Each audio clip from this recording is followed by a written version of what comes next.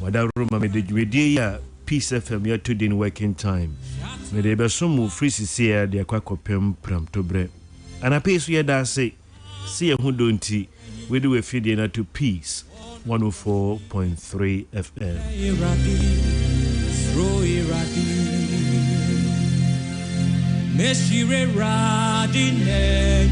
Enyumo mi bo edie menim se enyumo a eye wode papa eye mpenifo bebre so de timebonyum we a anape mending kan emfenchia mempenifo bi enyum we medichia Mr. and Mrs.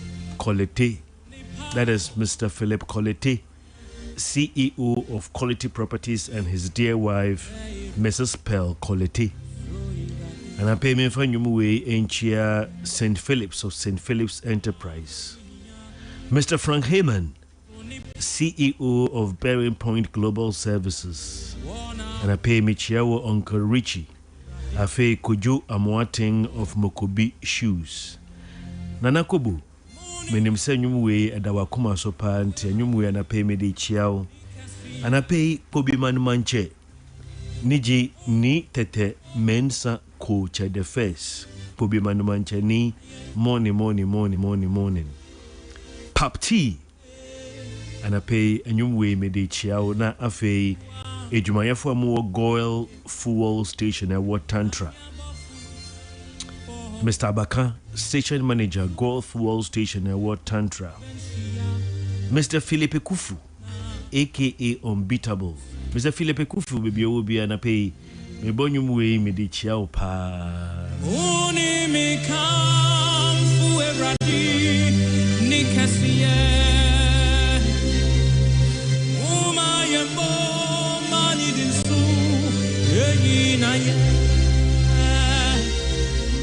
Mashisha uradina. Adiache tie shedwumedie na sia no.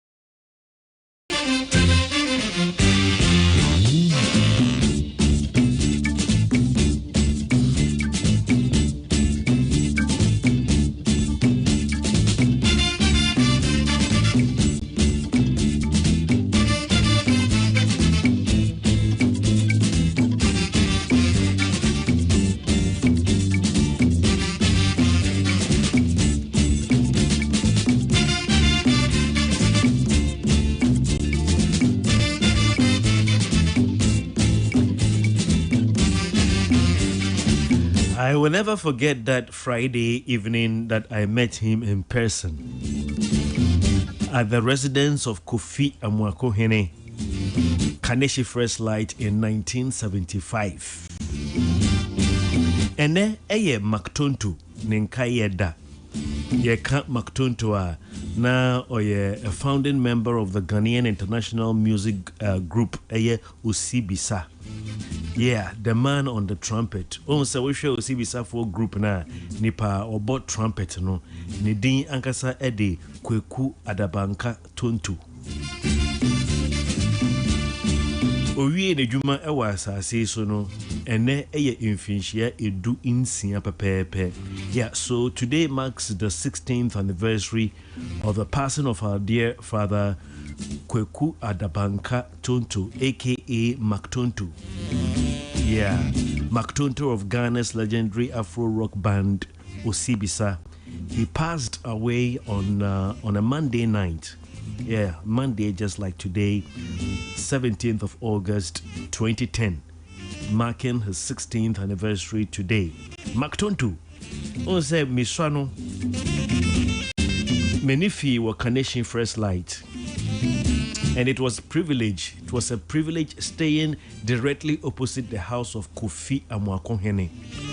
Entina Usibisa for na dear Omoba Kofi Amwakohene in China. I remember one Friday evening, 1975, Maktonto eba Kofi Amwakohene fie. That was the first time I made home. I wish I had enough time and I'll celebrate him more, but then because I'm really hard pressed for time. 17th August. And then a Jamaican political activist, Marcus Garvey, Nawoda.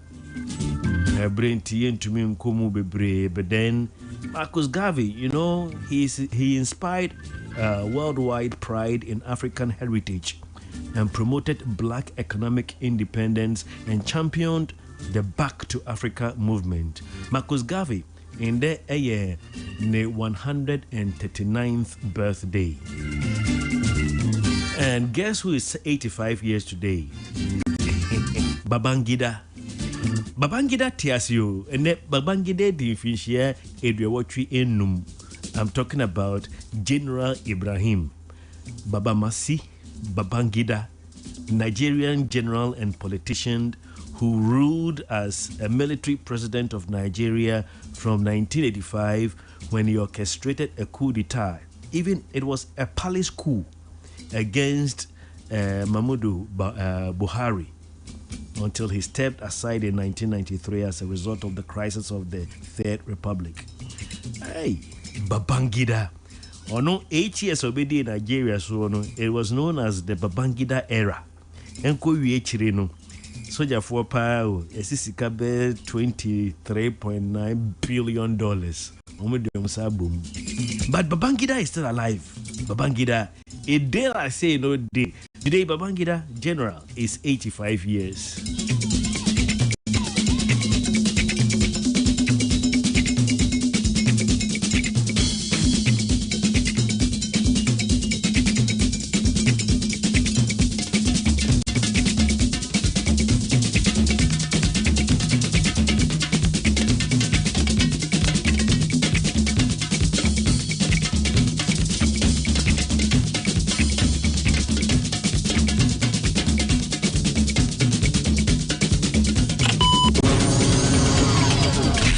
Welcome to the dawn. You've just accessed the beautiful experience.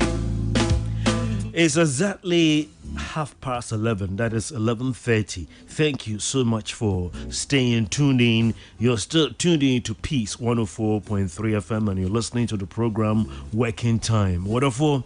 Next week, Friday, Eye Edano. DKY Night of Comedy 2026. I can really vouch for this program because I was at the maiden edition, the second edition I was there, and Dan Kweku Yeboah, adia me pe e won ho no say Dan Kweku Yeboah say was starting program no 8 o'clock 8 o'clock on the dot. Na program no ya sha ase. Obi a womba show no da. I mean, you mo bebre yempie because kasa woko program just say I say But dan kweku about program there. First one odi ne bo share so. Second one odi ne bo share so. Inti wo obi akra wo pepie I just invite you to step out with a loved one. Okay? Na sa obebe bi dia ya wadwene ntem. May assure say na what you we enkwa wie no. Tickets no ebesa. Yeah, because program na ton ne ho dada. First one na dey ase ne ekwohwe se be yi na se nye yi. Second one ye koye se bia. First one na dey a trial lock bi na to mu. Second one no ye very successful penny who say no. It's a comedy program, but the organizers they are serious. Yeah, it's a comedy program, but the organizers they are very serious. So I'm inviting you out. Come next week Friday. Jumedie no afiwe ebeba so ewo UPSA auditorium. Tickets no hon some name. Standard a 200, VIP a 500 and a VVIP a 800. Obesa wo tickets no online now. Obetumi to be sia a star 844 star 31 hash. That is star 844 star 31 hash. Obetumi so aba Peace FM ha ubenyebi. Wonderful obia wo si dan bia. Me wo good news be edema. Eye entity bia KK Pepra Roofing. Omo anasisi ani ye ka roofing company so ewo Ghana. Womo edimu tentinima pa na KK Pepra empese obebre tisenia womo omunim omo bre ebase ye kuru dan so a. Ene sa wo sha ho akonfo eduru se obekuru wo dan a. Ni nyina ne se oye se wodi ndua ene wobegu wo dan so ekuru a. Ndua ho ayeden. Wodi ma yemfa ndua enye enuoma bi a ndua nko a na ebetumi di aye wo na se ebase wo kuru wo dan no so a yemfa metal trusses no wodi bisa se Kofi sa ndade na mekofa wo hemfa metal trusses eye ndade bi a KK Pepra eton bi wotwa a ye wo mranti a wo mehhehede ama wo kama wo se ne bo no oh what the fa metal trusses mo anka wo ho beto kra chense wo nka wo koto nnua no mena meka kira wo and afi se wo hu shingles your friend stone coated tiles and I say Euro tiles obi enye bia ka odi bekuru no dan so ya na boɔ no KK Pepra say contacting and I pay you betumi aboa ma wo the shingles everybody's favorite shingles with your crew would dan you be more low budget estimate for KK Pepra na pay for shingles and metal trusses ningina all your roofing needs including even plastic facial board. For KK Pepra was 0244 912 100 and has a 0533 218 646. KK Pepra, our hallmark is quality and affordable. Mebacho say we will be a tonton provisions in kakra we ho angwa emo ene sa nneoma nkiten no a hey Peace FM ma pressure yes angwa bi aba the Atos sunflower oil bibia obefe bia last obi shia mi o se Kofi yes mo se angwa bi aba the Atos obi aba o se nka be pe Atos ne bi mepacho otonton nneoma nkakra we ho senior Peace FM ye dede fa Atos sunflower no ho no ho kope bi neto na obi aba na obisa ase opese utubi na woton a we ahokyere bebre nim esanse ye wo sizes bebre obi wo ha na opa anwa kituwe bi o de akwachi nkosua ana obi wo ha opa anwa kituwe bi de akwakoye anwa mo nyefe na obeto toa emu nti Atos no ye wo no a 3.9 liters edikosi 5 liters okay upebi etu aton a freyen 025 665 2137 Mrs. Ubium 025 665 2137 Atos sunflower pure goodness in every drop. Cook smart and eat well.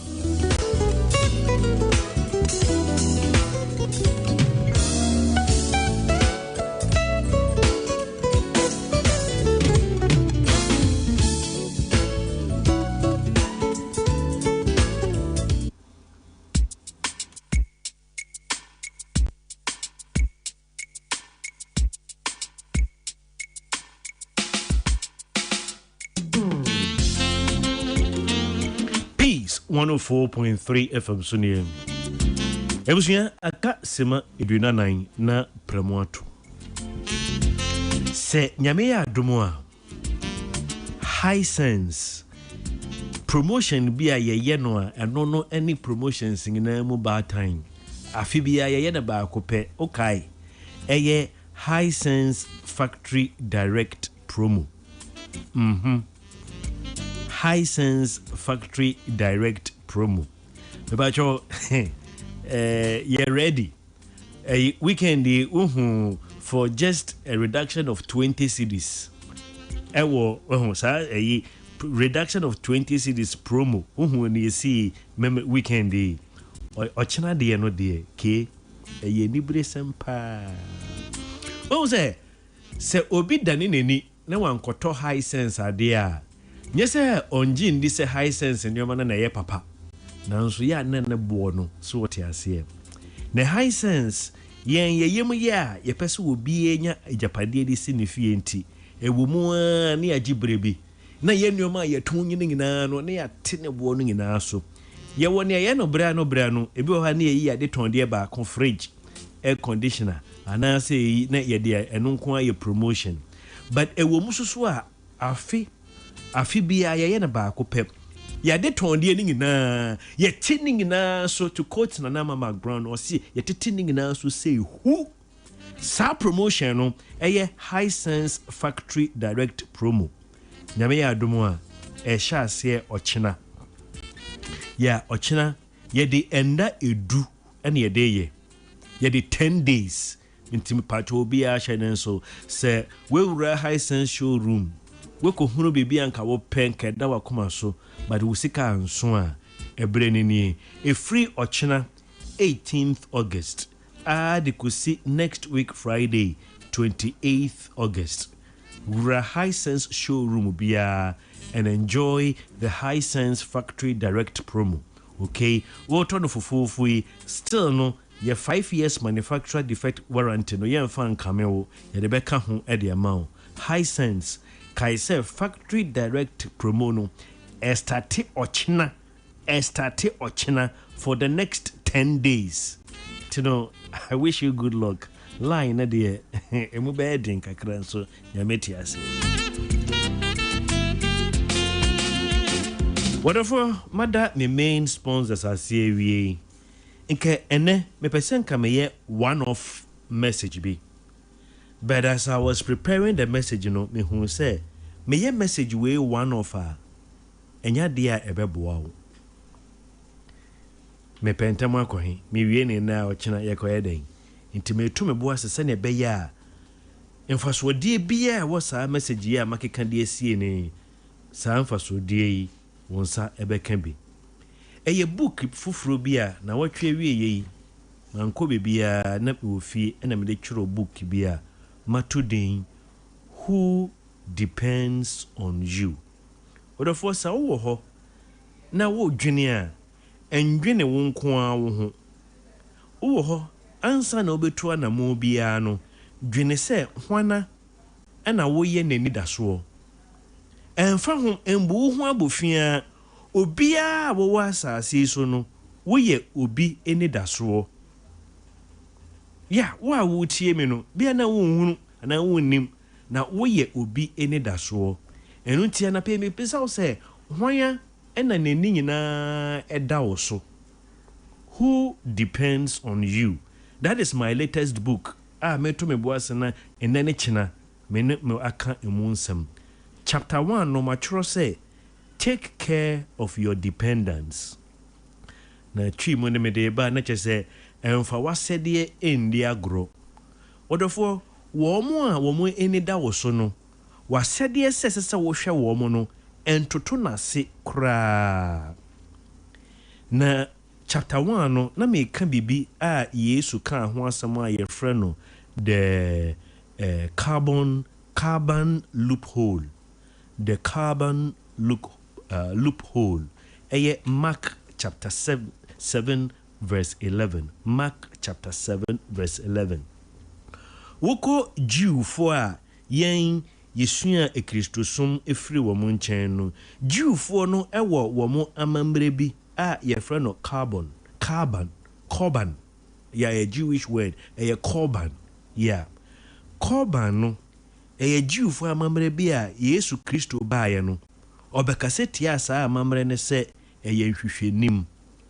You see, in ancient Jewish tradition, gifts or offering that is strictly dedicated to God. Now, there was a deception about this. Greedy and disrespectful adult children would declare their money korban. This meant they could use the wealth for themselves, but by law, they claimed it was devoted to God. So they couldn't have to spend a single penny helping their elderly parents or the poor.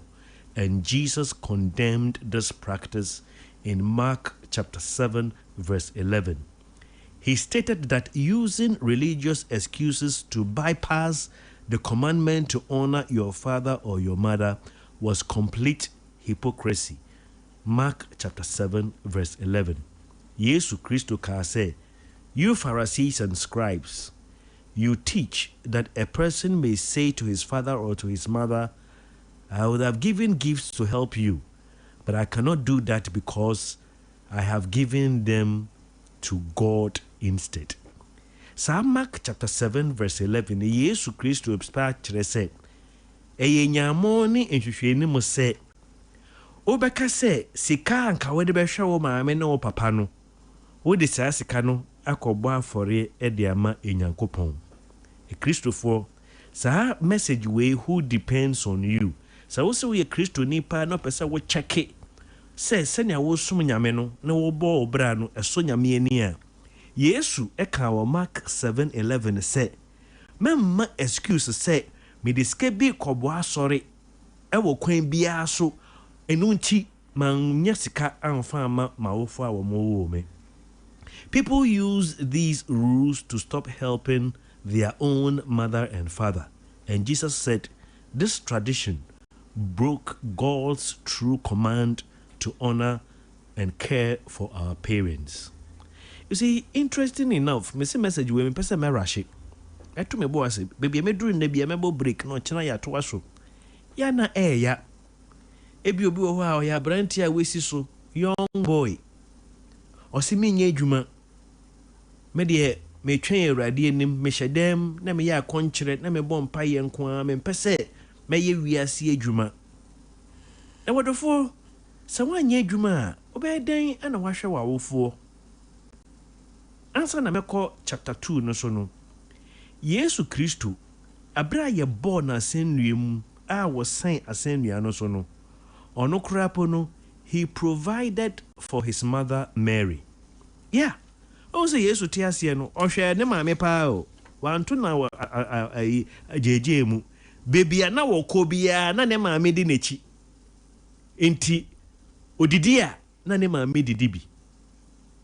Abra ne chiri anye ye eye ne hyebre a ye born asennua mu ewo asennua no so no. Jesus, whilst he was suffering on the cross, still he provided for his mother by entrusting her care to his beloved disciple John. Speaking to Mary and John, he said, "Woman, behold your son, and behold your mother," prompting John to take her into his home.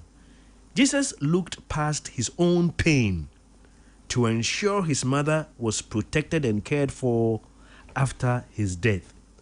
What kind? John chapter 19 verse 26. Scripture says, when Jesus saw his mother there and his disciple whom he loved standing by, he said to her, "Woman, here is your son," and to the disciple, "Here is your mother." From that time on, this disciple took her into his home.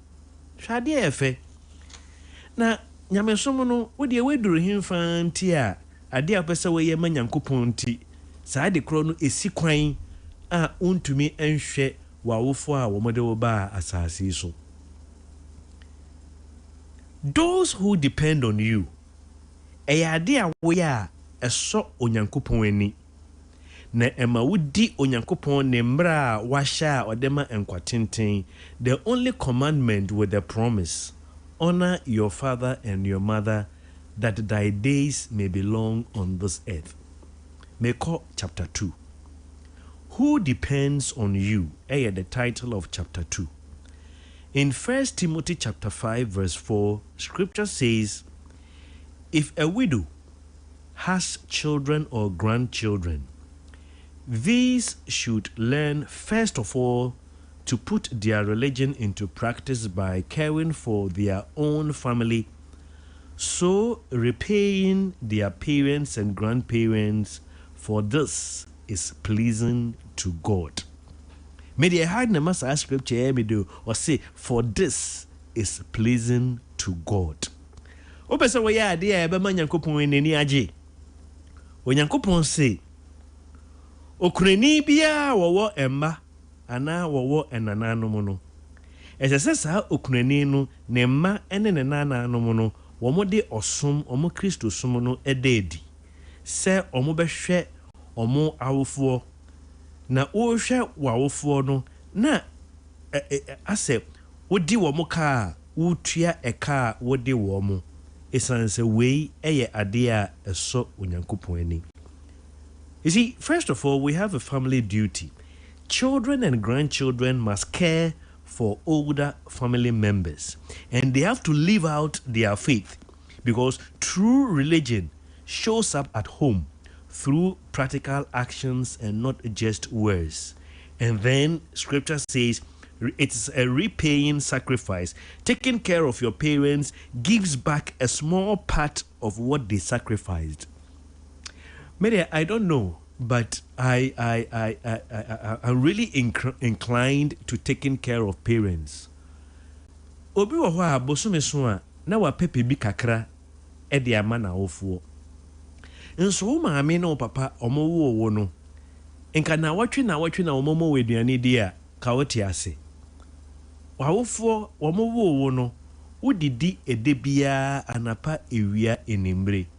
Na adan na wodi eduru so se wobehwe wawofo a bosome so a kakra wo benya se beso womo ana se enso womo no na wodi ama womo.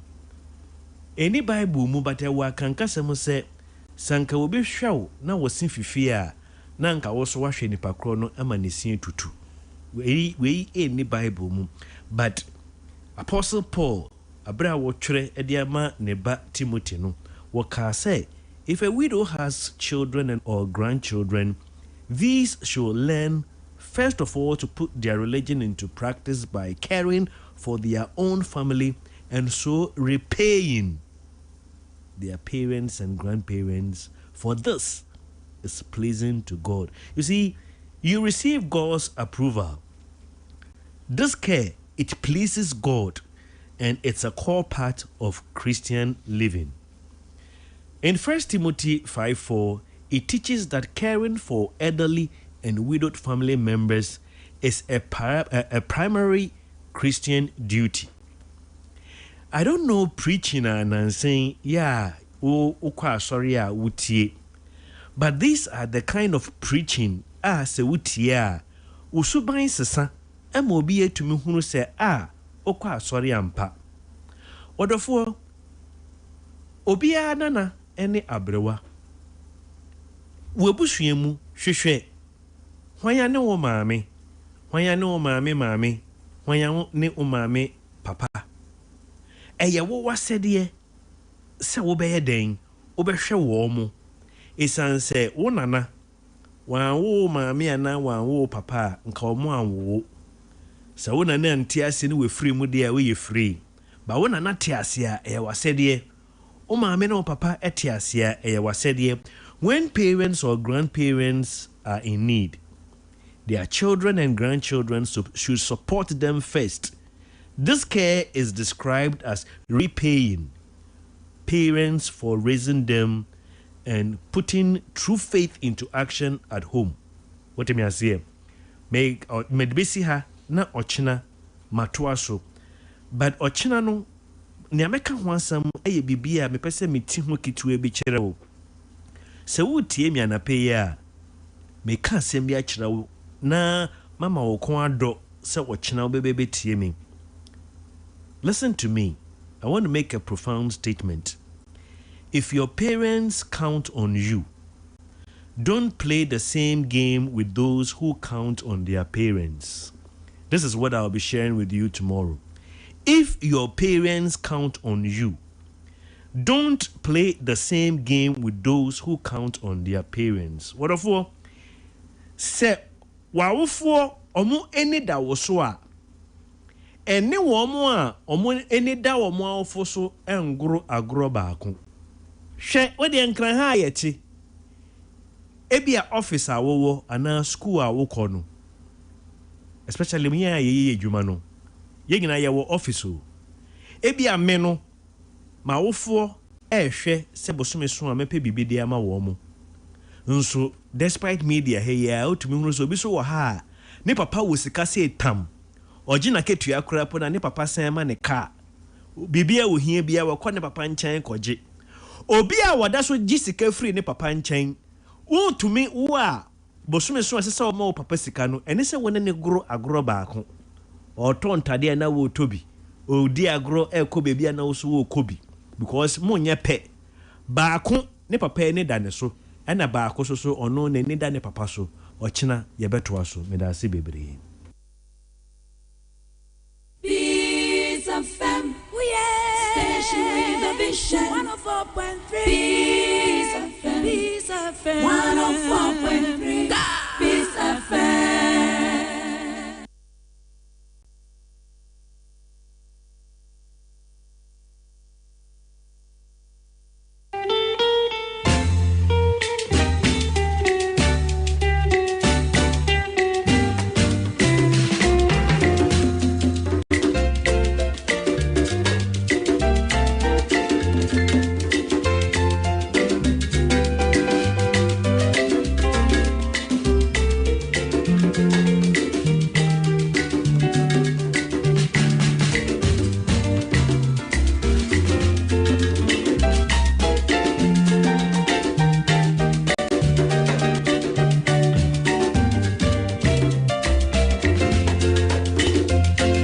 Peace 104.3 FM Sunien. Ebusuya aka sima insia na promotional. Me pacho wonim shop ye fresh shop no the finest gifts. Mami introduce shop we nchira the finest gifts. Abribia wo beto epono. I mean if you are planning a party bia say a wedding end of year party just wo beto epono nko ade a me pacho je wo mo number na hwehwe wo machira kwan eye the finest gifts. The finest gifts omo ewo jowulu se we hu UBA bank no omo wo jowulu echiri pepepe and they've got everything obeye nkwada party womo ewo bibia obeye career day entire nkwada ne hye party bag educational toys a bundle of balloons omo latex balloons ne foil balloons in all colors ne decor for every occasion. Christmas, Valentine, Mother's Day, Father's Day, Halloween, just mention it. Omo ewo paper ribbon, wire ribbon, pool ribbon, satin ribbon. I mean, omo artificial colors, dry flowers, artificial flowers, dry flowers, floral products, flower pots. Opesa even crapono ma kwacha obi ade omo gift boxes, okay? Gift boxes ewo all sizes and colors. Omo ewo they even offer wrapping services. Say sometimes no enya achede na wo kwacha no, but the way obesi be wrapping no sa de no me say me ye bibi kitwa ye betumi wrap na kama wo de chene pakro na ne pa na so nani. Enti bibia say a gift party beer decorations beer contact the finest gifts omo jowlu UBA bank nature pepe me pacho ne hia ne omo telephone numbers na me dey to dwano 020 807 5821 Mrs. Obium 020 807 5821 ana 050 031 5481. The finest gifts, Jowulu, behind UBA Bank. Get your gifts on time. Metwaswa. Dikudentia yewo EcoBank and say eye ekwan baako a sikakrabia yen yetumi ni ebibime nyina edi nkuta ho ede bom. Wenim se usika wo bank bi wo ha. Na weni wo bi di nsawoso ewo ebibime mu ha. Munni saa same bank ne bi ewo ebibima no so. Nanso se eba no EcoBank a ebibiman aman beye eduasa anan. Ni nyina EcoBank ewo ho. Inti se eba se you are paying bills, transferring money or accessing ATM services. EcoBank emaneye simple cry the mount. EcoBank yen any Pan-African bank no. And I pay ebia ejuada yengina yewa hodin ayekobe bia na wodi omoja aswati yedi ye camp muden hun sam kakrapacho say and I pay if you are feeling weak, tired and constantly low on energy, it could be iron deficiency, okay? And that's where Ferrolet blood syrup from Hovid Pharmaceuticals comes in. We hear mojedru mekanfo Ferrolet blood syrup edimao ko drugstore bia obenyebi. Na wa wako teste na owo typhoid anase malaria no. And odie mekanfo Jackson's Herbal Center omo endru. Oh yeah. Hey, eboa Jackson's Herbal Center no. Omo Jackson's mixture no. Wo teste na owo typhoid anase malaria eboa. And afe Jackson's natural capsules and Jackson's cold capsules. Oko drugstore bia obisa etufo krabe to me afre 0244 72 3541. Na me dey sorry so they say EcoBank say omo pesa wo ye money commander. Money commander say wa na wo command usika ema ne ye bibia wo pe bia tua school fees, electricity bill ne bibia na mom say wo be ye money commander wa sede ba akoso ne say ma weni nda ho EcoBank nya de ye be frɛ wo ana ya send no SMS say bia fa wo pin OTP ban card ana